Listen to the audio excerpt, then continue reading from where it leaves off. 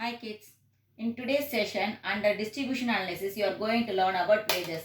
Wages for which one we are giving as a reward, that one for the labor. Okay. To the labor we are giving the reward as a wages. Okay. Wage, it is the price paid to the labor for the service what we rendered, what we observed from the labor, the services. For that alone we are allocating the wages.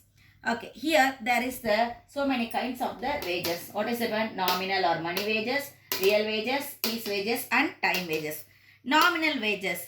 These are the wages paid in terms of money, as it is what we are paying as a terms of money is known as a nominal or money wage.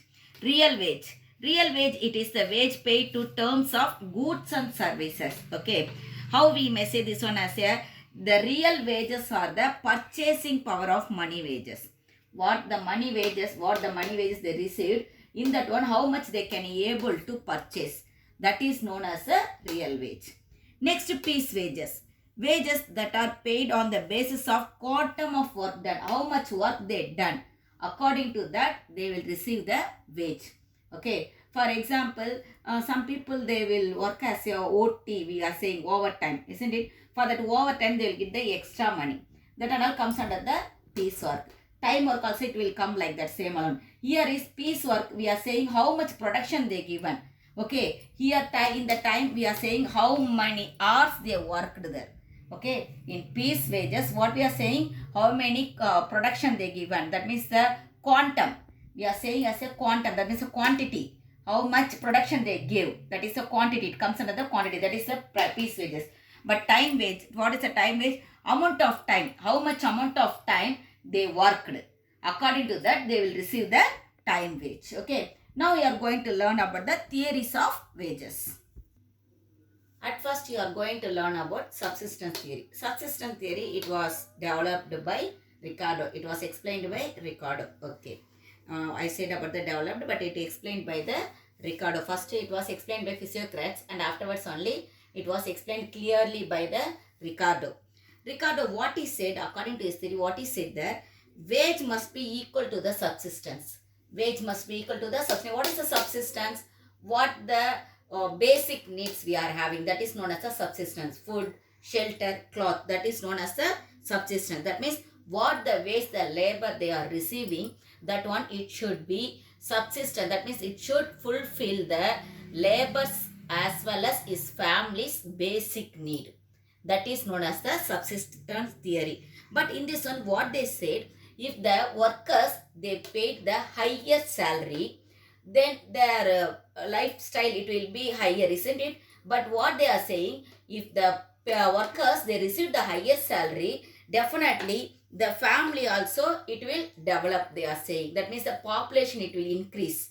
In this one, this is the minus point what they said. If the worker's salary, if it is increased, means definitely the population also it will increase, they are saying. If the population increases, means what it will happen, automatically the more labors they will create, isn't it? There will be the more labors.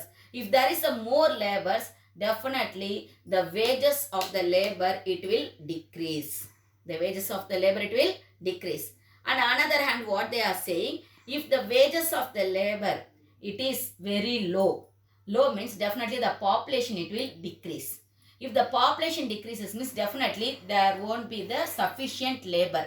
If there is no sufficient labor, what they will do? Definitely they will increase the wages of the labor. Actually, this theory, it is as it is related to the Malthusian theory of population. It is the related to the Malthusian. The Malthusian also what he said, if the people, if the workers, if they receive the higher salary, for that purpose what they will do, they will develop their family. That means the members of the family, develop their family means they are not saying about the standard of living, they are saying about that population will increase in that family. They are having the sufficient money, for that purpose what they will do, they will increase the population in that one. If the population it increase, the what it will happen, definitely more labors, isn't it? There is the, if the population is increased, means definitely there will be the more labors. If the more labors available, means wages of the labor it will decrease. Wages of the labor it will decrease. So this subsistence theory, what it's saying, it is not at all correct. First what they said there, From this theory, we may say that it should be the wages, it should be equal to fulfill the basic needs of the labor as well as his family. But afterwards, what they are saying, if the salary it increases means the population also it will increase, they are saying. If the population it increased means salary automatically it comes down, they are saying, isn't it? In another hand, what they said, if the wages are very low, definitely the population will decrease. If the population decreases means there won't be any labor, so definitely the wages it will increase of the worker, they are saying. That means vice versa, it will go on in one circle, they are saying. If it is going on in that circle, that means they will increase the wages, afterwards they will decrease the wages. It won't that much be correct there. Actually, it won't be talking about the trade union people. Okay, the role of the trade union in collective bargaining was not found in this one. As well as it does not explain the differences in the wages in different occupations. Different occupation, they will receive the different wages, isn't it? But it is not explaining about the different occupation and as well as the different wages.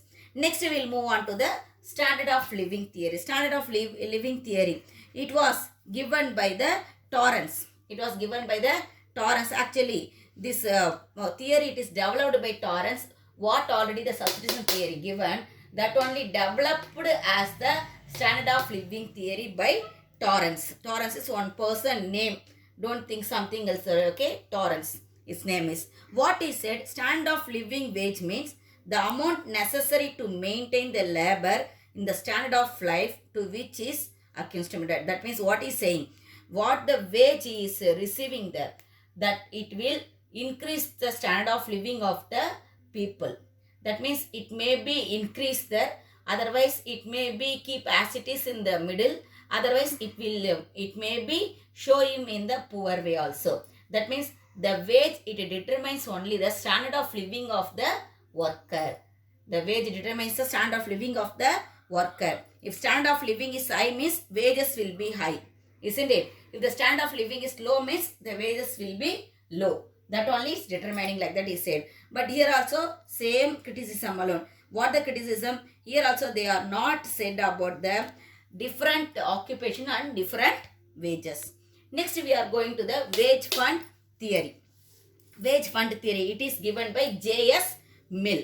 Okay, what he said, every employer will keep a given amount of capital for payment to the workers. All the employer, that means employer means organizer, what he will do, definitely he will, as it is, he will segregate the amount for the wages. Okay, for the labor people, already they kept like that only they are saying. Actually, what we are saying, what we are getting the income from that alone, we are distributing the that means distributing the rewards to land, labor, capital, organizer, we are saying like that. But what here they are saying in the wage fund theory, what they are saying, already what they are having the money, the organizer, what he having in his hand, in that one already he will, as it is, keep the fund for the wages of the labor. Okay, you won't expect for the income from what the production he give. You won't expect from the production. Okay, so what is saying, already he kept as it is as a wage fund. He kept as it is as a wage fund. How they are saying this one, as a average wage per worker is equal to total wage fund by number of workers. What is saying that? Average wage per worker. Okay, in this one, average wage per worker. It is how we are finding this one, average wage. How we are finding means, they are saying they are finding this one as a total wage fund. What they are having in his hand already, total wage fund by number of workers. How many workers they are working there. According to that alone, they are providing the wages to the laborers. That means if I am having 10,000 rupees in my hand for the wage of, to provide the wages means salary. Okay, to provide the salary for the workers. If the number of workers is 10 means how much they will receive, that 1,000 rupees each one, they will receive 1,000 rupees. Okay, like that alone they are explaining in this one. Next, we will move on to the residual climate. Okay, residual climate. It was explained by F.A. Walker.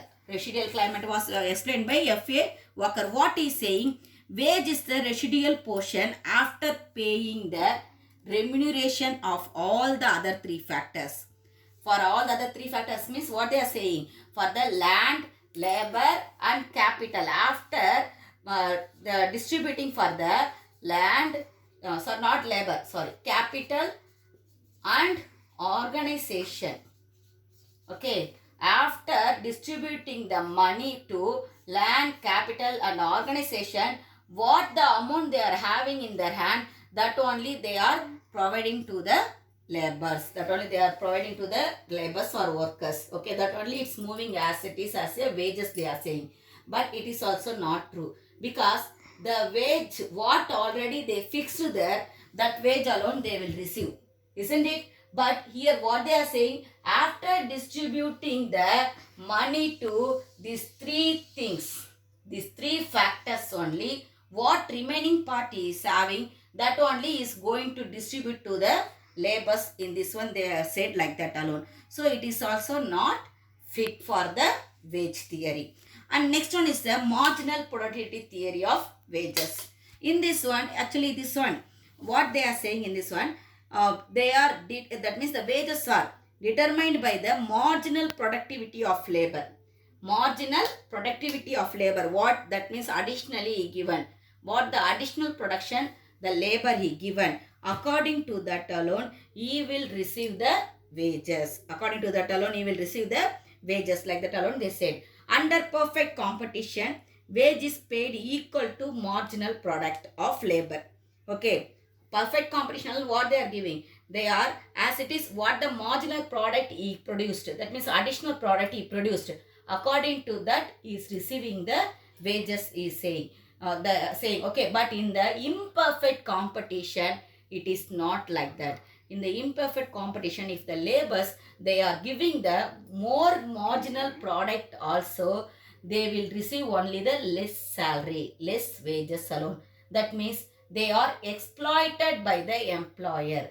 Employer means organizer. The laborers are exploited by the employers. That only they are saying in the marginal productivity theory. It is true alone. Okay, it is true alone. In imperfect competition, what they are doing, that is only true, because the laborers they are forced to give the more production in imperfect competition, but they will receive only the less wages in this one. Thank you, children.